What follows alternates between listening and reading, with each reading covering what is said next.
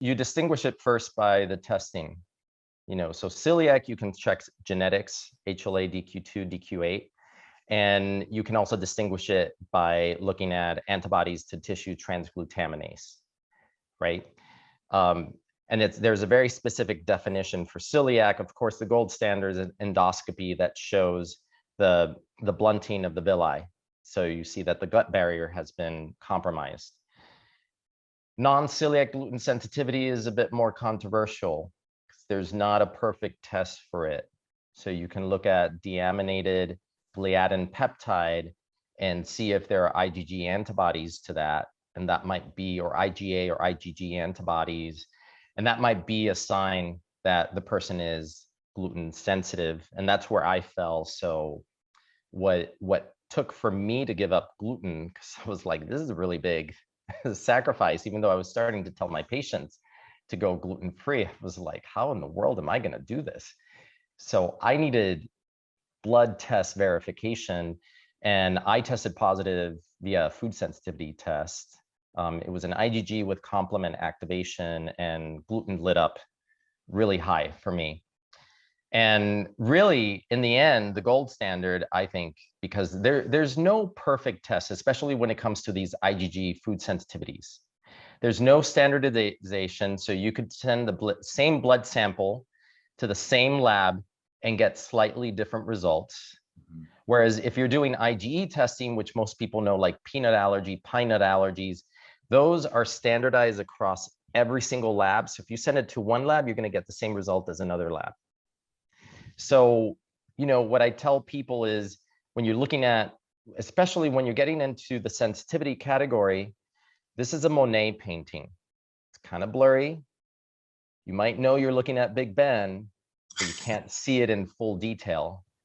And same thing, this is giving you kind of a ballpark assessment of where you're at.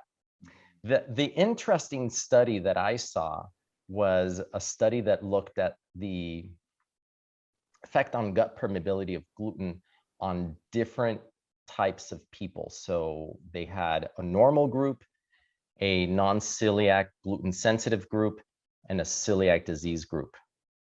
And what they found was that, as expected, in the celiac disease group, gluten increased gut permeability the most.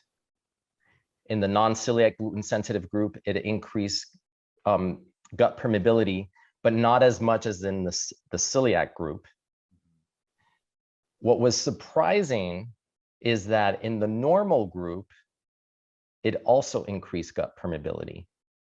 Not as much as the non-celiac, not as much as the celiac. So it was like celiac was worse, non-celiac second worst, and normal was not zero. Mm-hmm. There was somewhere in between. So the question then becomes, I think, a bigger macro question of how wheat has been hybridized and transformed, and whether our genetics have evolved fast enough to deal with the change in the gluten concentration in this hybridized dwarf wheat, mm-hmm. compared to some of the more ancient wheat. Mm-hmm. And, so when you say, am I a proponent for everybody to be gluten-free?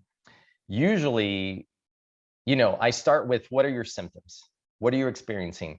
If you feel great and you're having wheat from time to time and it's not causing any brain fog, any sinus issues, any immune issues, nothing that you're feeling, no joint inflammation, no joint aches, which are the types of symptoms you might see with someone who's gluten sensitive, then, your gut is probably fine. Mm-hmm. And you don't need to make a change.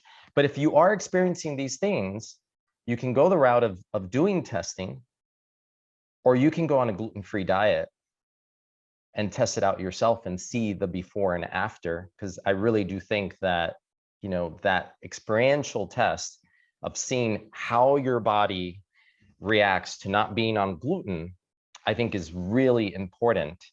And what I've noticed and what I've seen with patients is when you are gluten sensitive, within 2 to 3 weeks, you feel a shift. Mm-hmm. The biggest shift I felt was suddenly I didn't need a nap at 3 p.m. Mm-hmm. My energy levels shot up. I could get through a 12-hour day and still be as mentally sharp at the end of the day as I was at the beginning of the day. So I knew that taking gluten out had made a difference. Mm-hmm. And the interesting thing is, they say that it takes 6 to 12 months to basically metabolize all the gluten metabolites that are actually still in your system. And when I did this back in 2007, I kept testing. I tested at the 3-month mark, and I got some weird itchy rash on the inside of my wrist. I tested again at 6-month mark, same thing happened. I tested again at the year mark, same thing happened. But during that time, the longer I was off of gluten, the better I felt. Mm-hmm. And I think that's something that a lot of people may miss when they do an elimination of whether it's gluten, dairy, that you might get to a certain level at 4 weeks, but you're not going to feel the full benefits until probably a couple of months in, Mm-hmm.